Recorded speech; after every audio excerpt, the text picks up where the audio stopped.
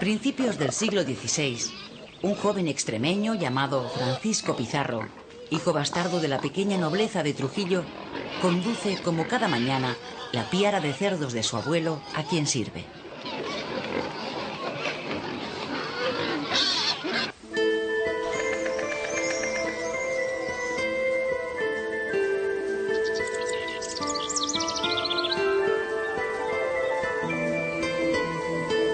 En la España que se fragua tras la Reconquista, la cría de cerdos es señal de prestigio, ya que permite a los dueños de estos animales, odiados por moros y judíos, exhibir abiertamente su pureza cristiana.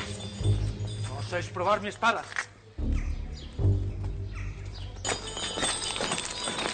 Si hubiera nacido unos pocos años antes, Francisco Pizarro hubiese podido ganar honra y gloria combatiendo a los infieles. Pero esta época heroica había finalizado y con ella la posibilidad de ascender socialmente en función del valor en las batallas. En Extremadura, la lucha por la tierra era especialmente cruenta entre las distintas facciones nobiliarias surgidas de la Reconquista. De entre una muchedumbre de hidalgos empobrecidos, antepasados del Don Quijote de Cervantes, saldrán los hombres llamados a realizar la más sorprendente y excepcional epopeya hispana. Para estos jóvenes era necesario encontrar una nueva tierra que poder conquistar. Pronto, el porquero analfabeto Francisco Pizarro pasará a las Indias vistiendo capa y espada de hidalgo. Los conquistadores del Nuevo Mundo son segundones como Pizarro o hidalgos sin fortuna como Cortés, que aspiran a mejorar de posición. Temperamentos para la acción, empuñaron muy jóvenes la espada y ponen su vida en continuo riesgo. Arrojo, bravura, desprecio de la muerte. Su catecismo son los libros de caballerías, y todos ellos están poseídos por ideales religiosos y guerreros. Buenos días. He sido llamada por Nicolás de Obando. Hernán Cortés, natural de Medellín, no está hecho para la iglesia, pues le gustan demasiado las mujeres. Ha estudiado en Salamanca y ejercido de escribano en Valladolid, pero le tiran más las armas que las letras. Incluso ha pensado en pasar a Italia con el gran capitán. Nicolás de Obando lleva ya un año gobernando la Española. Nicolás de Obando, gran comendador de la Orden de Alcántara y gobernador de las Indias. Acercaos. Ahora viene a Extremadura a reclutar gente para las nuevas conquistas.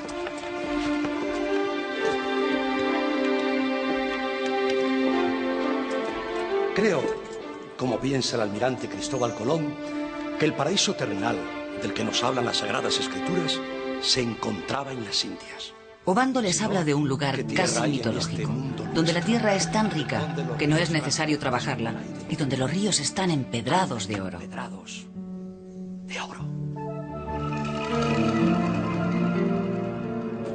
La emoción que Obando pone en su relato consigue que la mayoría de estos jóvenes partan con él hacia la Española.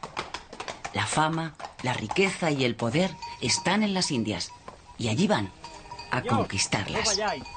¡No vayáis, señor!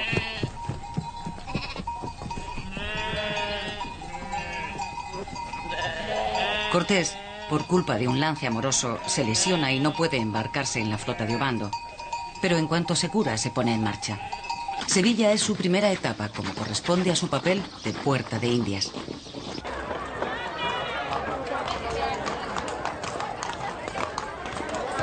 La Sevilla que recibe a Cortés crece a golpe de noticias de ultramar. El movimiento de su puerto revela el interés por navegar al otro lado del océano. Para ordenar este tráfico de personas y mercancías, se funda en 1504 la Casa de Contratación de Sevilla, que estaba en un principio ubicada en los Reales Alcázares. La Casa de Contratación funciona también como escuela de pilotos y navegantes, y dados los continuos descubrimientos, se nombra a un grupo de geógrafos para mantener los mapas al día. Sumergido en ese clima de novedades científicas y de noticias de seres y lugares fantásticos dignos del Amadís de Gaula, el joven Hernán Cortés invierte su dinero y parte un buen día hacia las Indias, dispuesto a encontrar la gloria y la fortuna que como hidalgo ansía.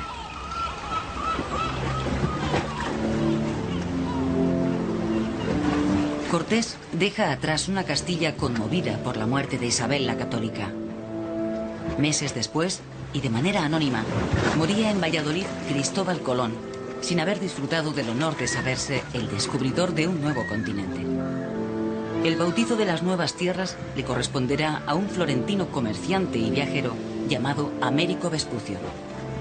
Su intuición de que no es la India, sino un mundo nuevo, lo que se halla al otro lado del océano, conmociona el humanismo europeo.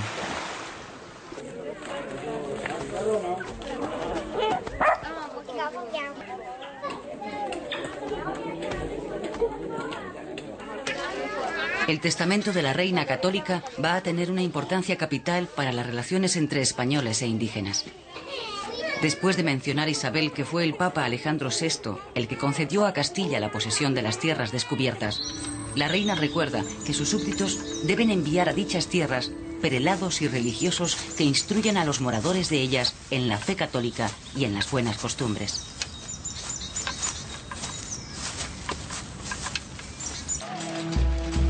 La corona ha creado la figura del encomendero, al que se le conceden tierras y 50 indios para que la trabajen durante un mínimo de 5 años.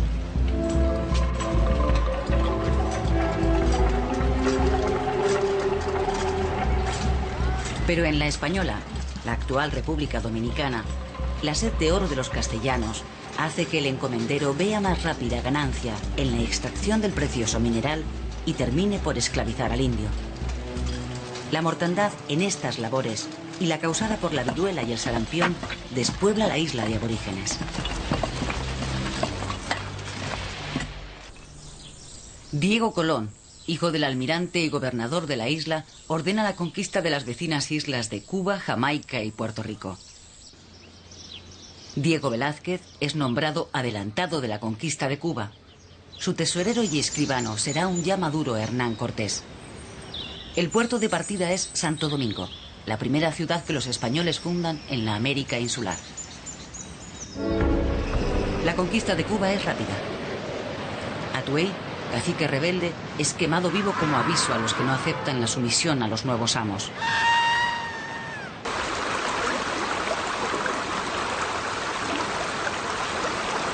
Velázquez nombra a Hernán Cortés alcalde de Santiago de Baracoa. El de Medellín se dedica con éxito a la cría de vacas y caballos en su encomienda.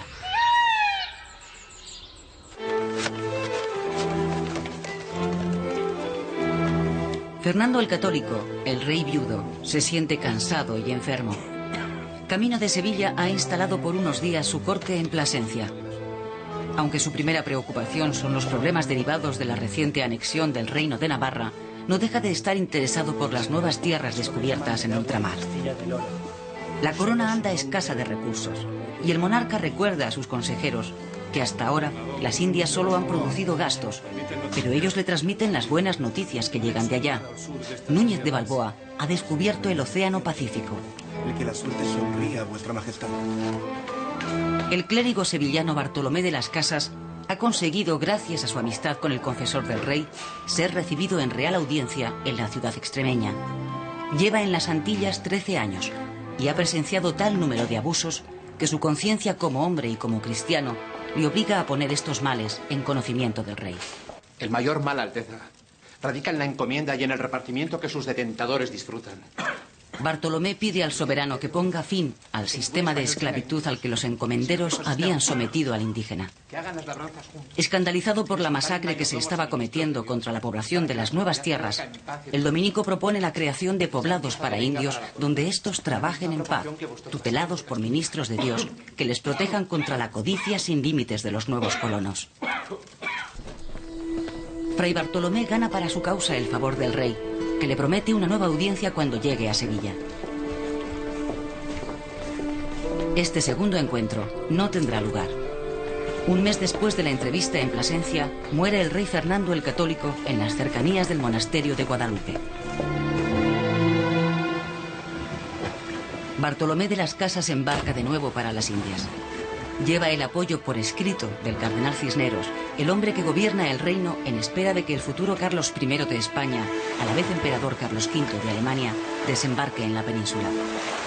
Los buenos ánimos que lleva Fray Bartolomé al embarcar en Sevilla durarán lo que la travesía. A pesar de que las llamadas leyes de Burgos proponían el cuidado del indio frente a la codicia de los colonos castellanos, la realidad es que en el Nuevo Mundo las leyes que llegan de la península son papel mojado.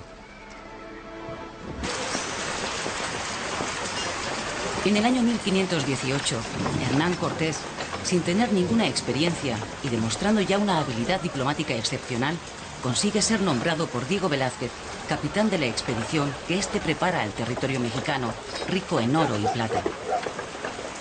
El ejército de Cortés se compone de unos 500 soldados, 16 caballos y 14 cañones. Nada en comparación con los miles de enemigos que les aguardan.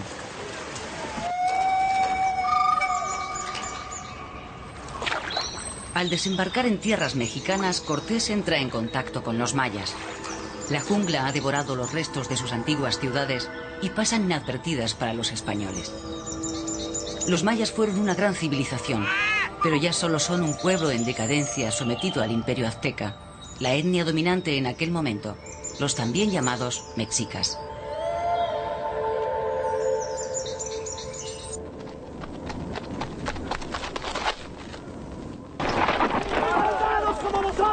Antes de desembarcar en Yucatán, Cortés ha liberado al soldado Jerónimo de Aguilar.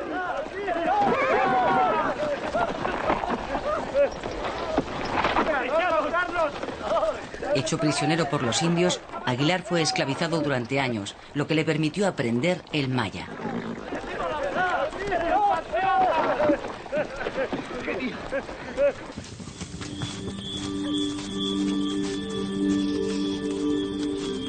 Las naves de Cortés desembarcan en Tabasco, donde tienen su primer encuentro guerrero con los mayas. Los vencidos obsequian a Cortés con varias jóvenes, entre ellas la famosa Malinche. Una india que, habiendo sido esclavizada por los aztecas, se convertirá pronto en amante y traductora de Cortés. El español aprovecha su odio a los aztecas y el conocimiento de su lengua. La Malinche traducirá del azteca al maya y después Aguilar del maya al castellano.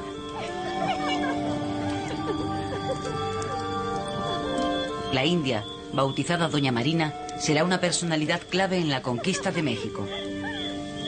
Gracias a sus consejos para manejar la frustración de los distintos pueblos sometidos por los aztecas, que se irán sumando a las tropas españolas, Hernán Cortés consigue diseñar un plan que le permitirá con muy pocos hombres acometer la confrontación con el entonces todopoderoso imperio liderado por Moctezuma.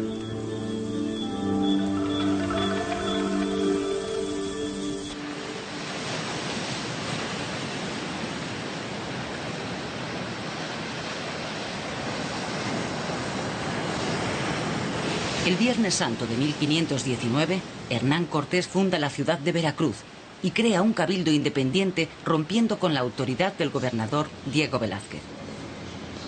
Desde ese momento, Cortés tratará directamente con la corona. Comienzan así las tensas relaciones, llenas de recelos y desconfianzas mutuas entre la monarquía hispana y los conquistadores del Nuevo Mundo. Como demostración de su voluntad de triunfar o morir, Cortés manda barrenar sus naves. Su gente entiende el mensaje. Hay que vencer a los aztecas, porque no hay vuelta atrás. Cuando Cortés se interna en territorio mexica, los indios que nunca han visto caballos quedan sobrecogidos de pavor. Creen que caballo y jinete son un mismo ser.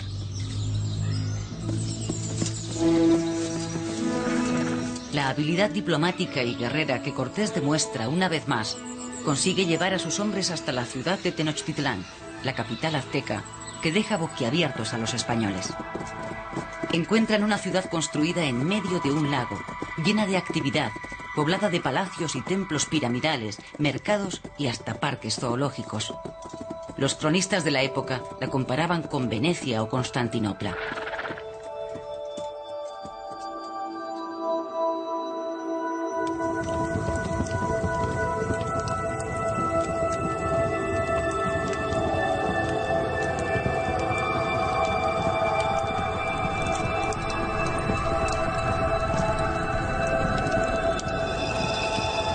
Moctezuma les recibe amistosamente en un escenario digno del gran imperio del que es dueño y señor.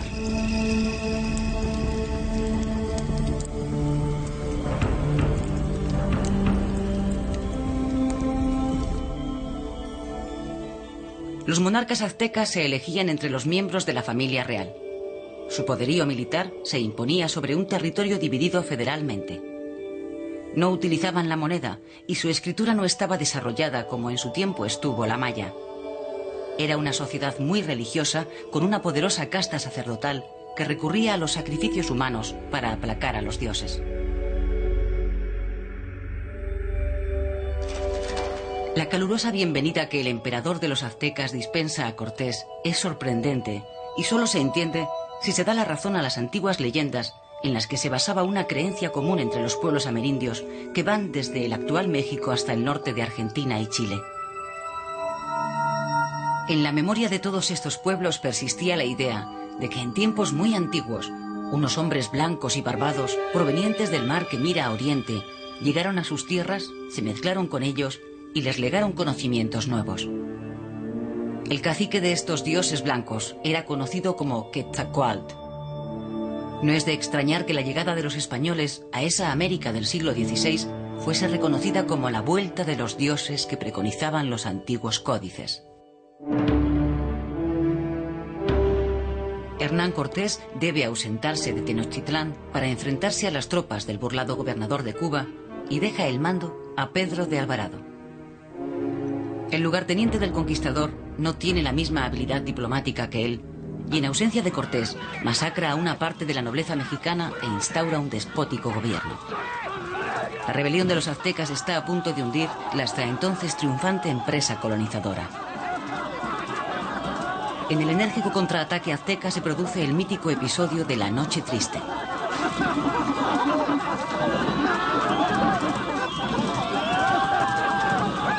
Los 60 españoles capturados sufren una muerte horrible. Después de vencer a las tropas de Diego Velázquez, Cortés regresa a Tenochtitlán.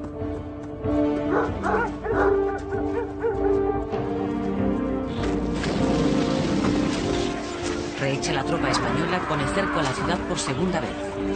Pero ahora la incendia y la destruye, no dejando piedra sobre piedra.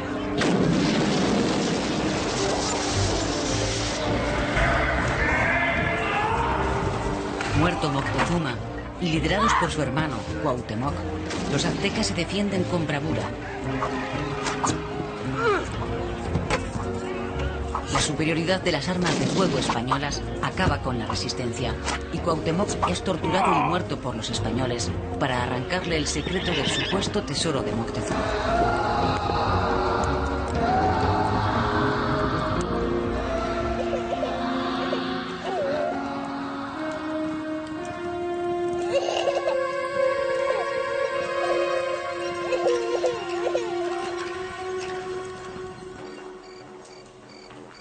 A pesar de sentirse ya el rey de la Nueva España, el brío conquistador de Cortés no mengua. A su empuje se deberá la anexión de la Baja California, Guatemala y Honduras. Pero Hernán Cortés también busca nuevos horizontes sentimentales. Durante más de 2 años el conquistador y la Malinche vivieron una apasionada historia de amor. Sin embargo, habiendo tomado bajo su protección a las hijas de Moctezuma, Cortés lleva su cuidado hasta la intimidad de la alcoba.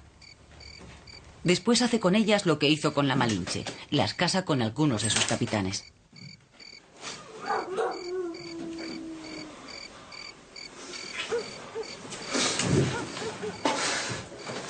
La sangre imperial de los Moctezuma dará pie al nacimiento de una orgullosa nobleza mestiza. Fruto de los amores entre Cortés y la Malinche nació Martín Cortés, un hijo al que el conquistador quiso entrañablemente.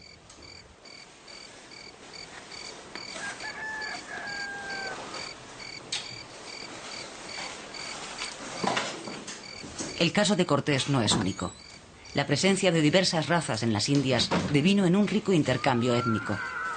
No se puede decir que ningún estamento social español hiciera ascos a la unión con India o negra.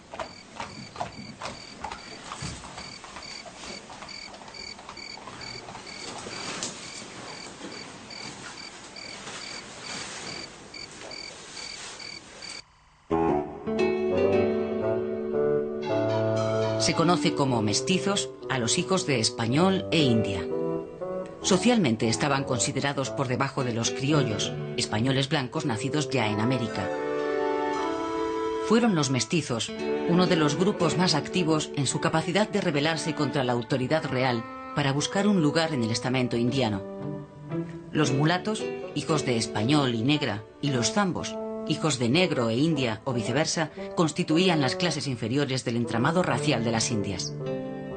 El color de la piel abría o cerraba muchas puertas en la nueva sociedad colonial.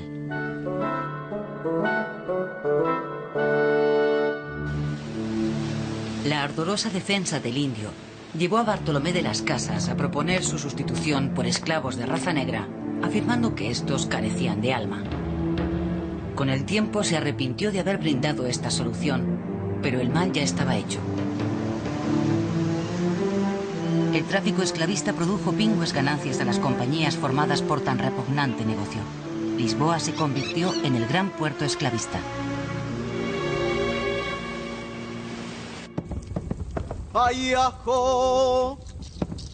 El choque de razas y culturas que se vivió en América no solo produjo destrucción y muerte. Muy pronto, la comunidad científica europea manifestó su interés por las culturas recién descubiertas. El franciscano Toribio de Paredes consiguió salvar del fuego los códices aztecas en los que se expresaba a través de dibujos el sentir de los vencidos. Otros, como Fray Bernardino de Sahagún, también franciscano, o el jesuita José de Acosta, se preocuparon por estudiar de primera mano el pensamiento y costumbres de las diversas etnias amerindias.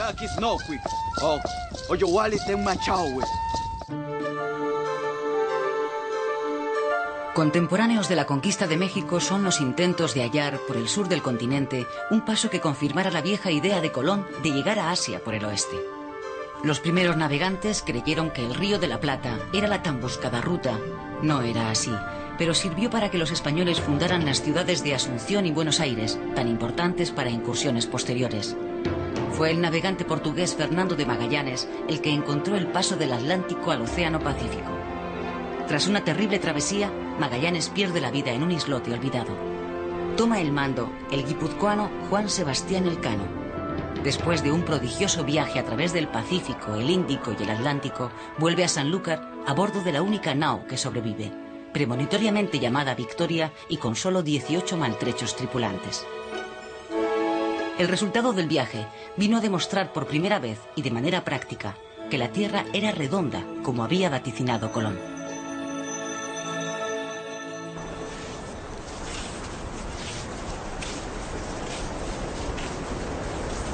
Un grupo de españoles, buscadores de quimeras como tantos otros, ha quedado aislado en una isla de la costa del Pacífico. Desde que salieron de Panamá, hace ya un año, todos son desdichas y fracasos. El mítico Perú, un país con fama de poseer inmensos tesoros, no aparece. Solo selva y playas desiertas. Por fin llegan 2 barcos enviados por el gobernador de Panamá con la orden de que regresen. Pero uno de los capitanes, el bastardo de Trujillo, Francisco Pizarro, se niega. Lleva ya 25 años rodando por las Indias detrás de la esquiva fortuna. Ahora, a los 52 años, desesperado, se juega su destino a una carta.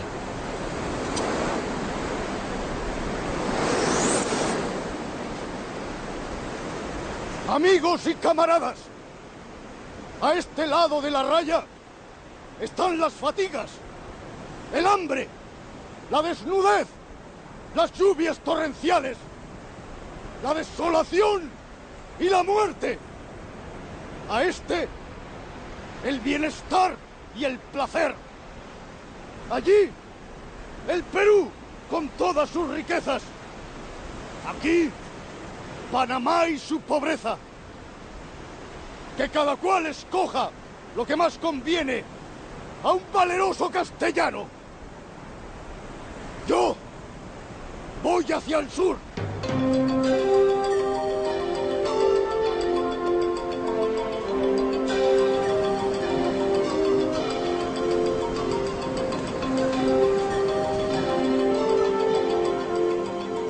Solamente 13 hombres cruzan la raya y siguen a Pizarro.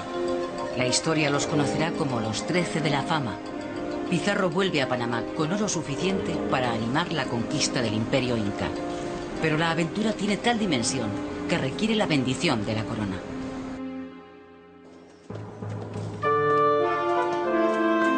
Pizarro se traslada a la corte y es recibido por el emperador Carlos V. El capitán Francisco Pizarro.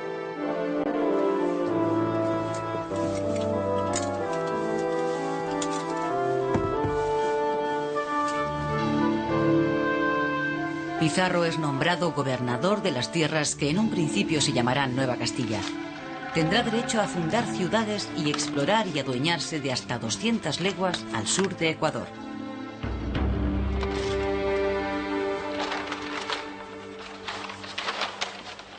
Decidme, señor Pizarro, entonces, ¿es cierto que existe el Perú? El Perú existe, Majestad. Yo he llegado hasta la ciudad que llaman de Tumbes, y sus naturales me brindaron su amistad. Me hablaron sobre las riquezas del Cuzco y me dieron a comer en platos de oro como este. También hay honores para los 13 de la fama y para Almagro, su torvo lugarteniente. Antes de partir para el Perú, Pizarro visita su Trujillo natal e incorpora a la expedición a sus hermanos Hernando, Gonzalo y Juan. Todos tendrán su momento de gloria.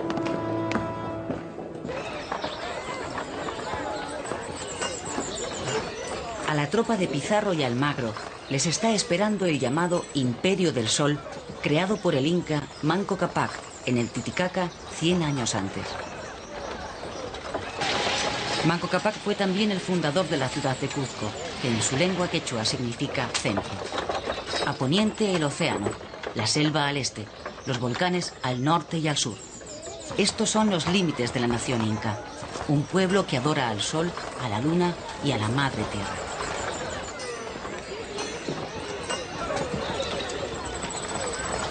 Cuando Pizarro y sus huestes desembarcan en tierras del Imperio del Sol, se encuentran con que el inca reinante ha muerto y sus hijos Huáscar y Atahualpa se disputan el poder en una lucha fratricida que favorecerá los planes de Pizarro.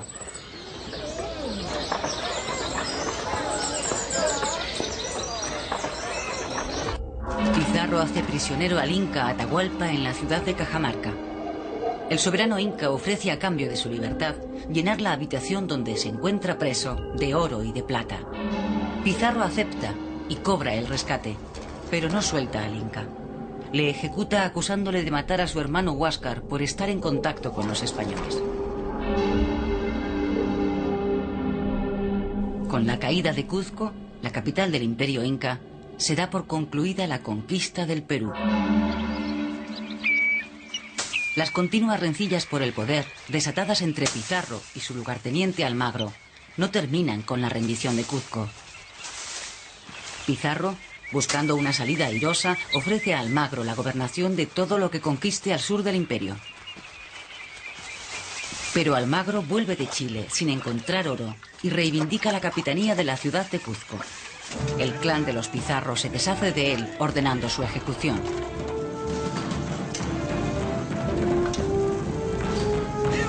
Los seguidores de Almagro vengan el asesinato de este, matando al conquistador del Perú. Francisco Pizarro muere a los 65 años, trazando con su sangre una cruz en la tierra, donde cae acuchillado.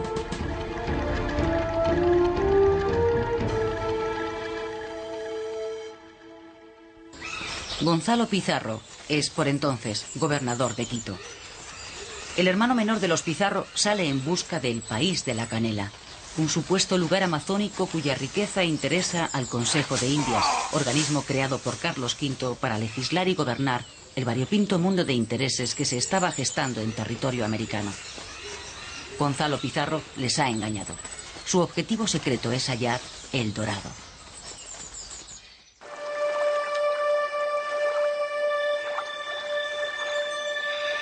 ¿Pero qué es El Dorado?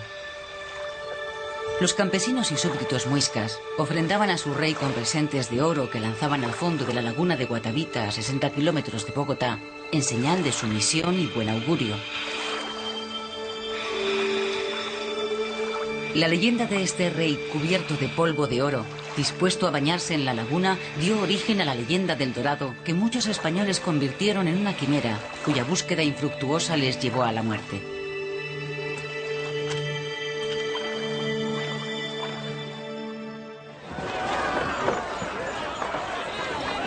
La expedición de Gonzalo Pizarro es una trágica historia más de la epopeya americana, pero servirá para que uno de sus capitanes, Francisco de Orellana, recorra el Amazonas por primera vez hasta su desembocadura. Los hombres de Gonzalo, con él a la cabeza, quedaron abandonados a su destino.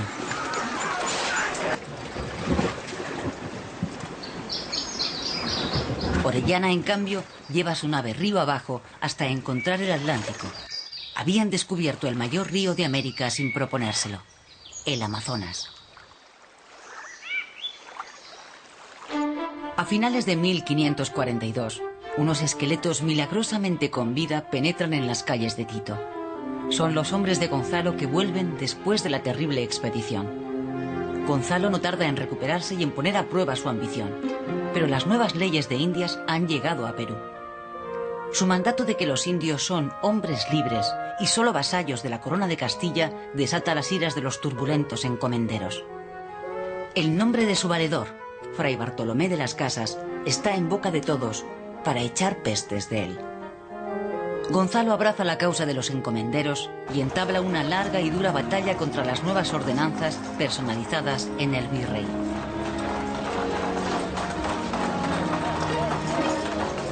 Con la presencia de los virreyes llegan a las Indias el orden civil y el militar, la presencia eclesiástica y legal a modo y manera de la lejana metrópoli. Las aventuras casi medievales de la conquista pasan a la historia.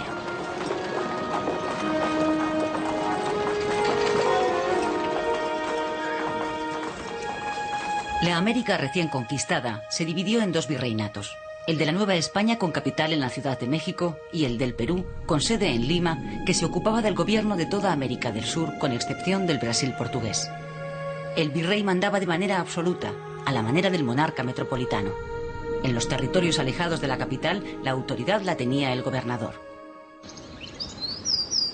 Los españoles en América son, con los romanos, los mayores constructores de ciudades de la historia.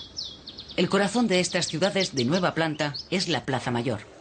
De ella parten, trazadas a cordel, las rectas calles que irán comunicando progresivamente el centro con los nuevos barrios. Catedrales o humildes parroquias tienen siempre un lugar de honor en la Plaza Mayor. La Iglesia Católica hacía visible así su poderosa presencia, patente desde el mismo día del descubrimiento.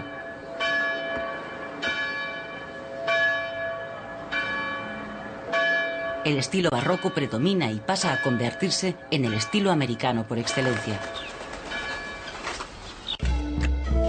Otro tipo de ciudad indiana es la que nace al calor de las explotaciones mineras. El mejor ejemplo es Potosí.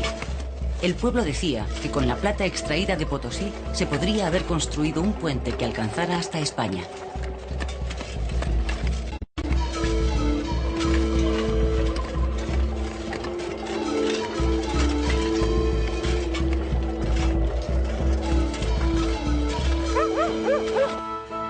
La vida cultural en estas ciudades tiene un desarrollo temprano. Ejemplo de ello es la primera imprenta de México, fundada solo 15 años después de la caída de Tenochtitlán. El idioma castellano se impone con facilidad en el mundo de la cultura y el comercio, por encima de las numerosas lenguas indígenas del continente americano. Aunque el estudio de estas lenguas pronto llega a la universidad, como la primera cátedra de quechua en la Universidad de Lima.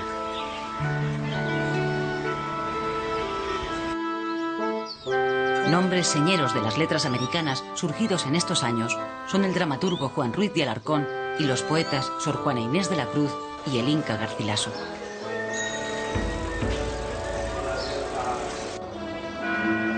A finales del siglo XVI también empiezan a crearse las primeras misiones jesuíticas para proteger y evangelizar con mayor eficacia a los indígenas. La vieja idea de Bartolomé de las Casas empezaba a hacerse realidad. El mismo año que muere en Sevilla Hernán Cortés, regresa a España Fray Bartolomé de las Casas. El conquistador ha muerto sin que el emperador conteste a sus demandas y sin que sus asuntos económicos tengan el arreglo que Cortés deseaba. Carlos V aprovecha la vuelta de Bartolomé para promover un encuentro de juristas y teólogos que dictamine de una vez por todas sobre la legitimidad de guerrear y esclavizar al indio. La controversia entre las casas y su oponente Ginés de Sepúlveda pasará a la historia. Ante un tribunal de sabios, Sepúlveda asegura que los indios pertenecen a la categoría de seres salvajes, a los que no es posible cristianizar sin someter antes mediante la fuerza. A lo que las casas rebate en su turno de réplica. Con más verdad podemos decir que los españoles sacrificaban a su diosa muy amada y adorada por ellos, la codicia. Cada año los que han estado en las Indias, más gente que en 100 años los indios han sacrificado a sus dioses. Tras largas jornadas de controversia, no hubo un claro vencedor. Dios mío, protege. No es la primera vez que en la España de la conquista se plantea un dilema moral ante los indígenas del Nuevo Mundo. Para demostrar que aquellos no tenían alma, se usaba el llamado requerimiento. Así se preguntaba a los indios si creían en el misterio de la Santísima Trinidad y en otras sutilezas religiosas. El indígena, estupefacto, no acertaba a dar el sí obligado y la falta de respuesta facultaba al español a esclavizarlo. Naturalmente, este sistema dio pie a todo tipo de abusos. Contra los aspectos más oscuros de la conquista se alza el dominico Tomás de Vitoria al afirmar que la única guerra lícita es la defensiva.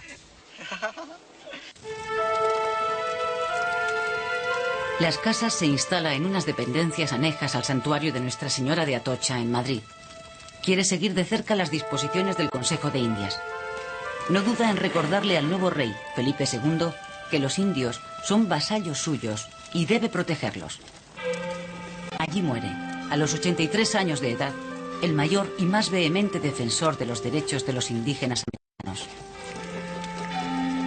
Su obra fue difundida por toda Europa y contribuyó a forjar la imagen de una España codiciosa y cruel con el indio. Nace así la llamada leyenda negra, que los enemigos del Imperio hispano supieron manejar. A pesar de sus críticas al Imperio español, los europeos también aspiraban a las riquezas que llegaban de América. El tráfico de oro, plata y otras mercancías valiosas fue pronto presa de piratas y corsarios, generalmente ingleses y holandeses. Para defenderse de esos ataques, se crea en 1543 un sistema de flotas que, convenientemente armadas y equipadas, daban protección a los navíos de carga. Esta flota de Indias partía 2 veces al año desde Sevilla, controlada por la Casa de Contratación. Se cree que durante los siglos XVI y XVII pasan a las Indias unos 350.000 españoles. Solo podían viajar al Nuevo Mundo los súbditos de la Corona de Castilla. Al principio predominan los extremeños y andaluces, pero después se incorporan gentes de todo el reino. Una de las flotas tenía como destino La Habana y posteriormente Veracruz, puerto de entrada a las tierras de la Nueva España. La travesía duraba 2 meses. La flota del Perú llegaba en un principio a Portobelo y más tarde a Cartagena de Indias y Santa Marta. Ambas flotas pasaban el invierno en América. A estas hay que añadir el viaje anual del galeón de Manila, que a su vuelta aportaba las esperadas mercancías del fabuloso continente asiático. El regreso a Sevilla de las flotas de Indias suponía un empuje muy importante para la economía de toda Europa. Los productos americanos provocaron la curiosidad y luego la apetencia en el Viejo Mundo. Tal fue el caso del maíz, los pimientos, las alubias, el tomate, el chocolate, más tarde la patata, alimentos exóticos que pronto se hicieron insustituibles en las mesas europeas. También es de procedencia americana la afición al tabaco, que primero se masticaba y poco a poco fue prendiendo en el Viejo Mundo. A cambio, Europa llevó a América el caballo y el ganado vacuno, porcino y lanar, que pronto sus habitantes hicieron suyo. La vid y el olivo tardaron en plantarse en el Nuevo Mundo, porque los productores españoles cuidaron de alargar su monopolio. Productos originarios de Oriente Medio y la India, como el café y la caña de azúcar, hallaron en la Nueva América un fructífero desarrollo.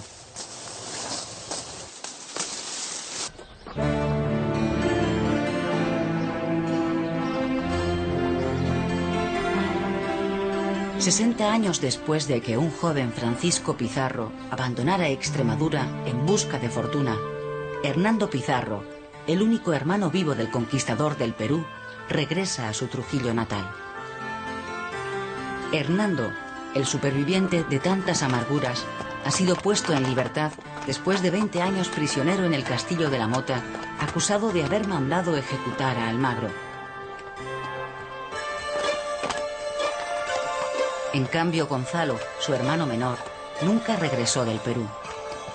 Cuando volvió de la fracasada búsqueda de El Dorado, soñó con proclamarse emperador del Gran Perú y casarse con su sobrina, doña Francisca, llamada la Pizpita, hija del conquistador y de una hermana de Atahualpa. La unión de las dos sangres legitimaba para sus partidarios la corona que el gobernador Gonzalo había mandado fabricar. Pero el sueño imperial del menor de los Pizarro duró solo 2 años.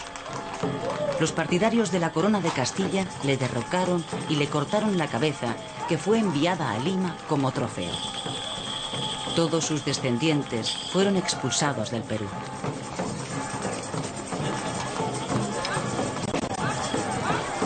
Doña Francisca se trasladó a España y casó con su tío Hernando, con quien compartió cautiverio. Tuvo con él 3 hijos.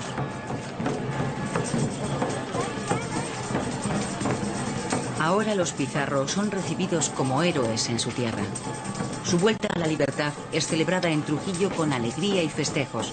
No en vano, Hernando es un hombre muy rico, pues al casar con su sobrina, controla el mayorazgo que el emperador concedió al gran Pizarro. Quiere recuperar la casa familiar y construir un palacio que recuerde por siempre las hazañas de los gloriosos hermanos.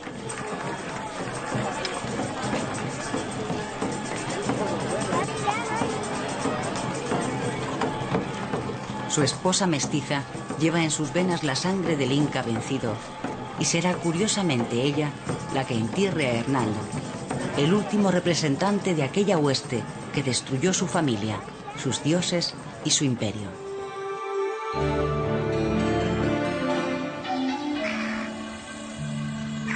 De la América conquistada, sobre el fondo lastimero de las víctimas inocentes, nos queda sobre todo el variado mestizaje y la riqueza cultural que supone el uso de una misma lengua a uno y otro lado del océano.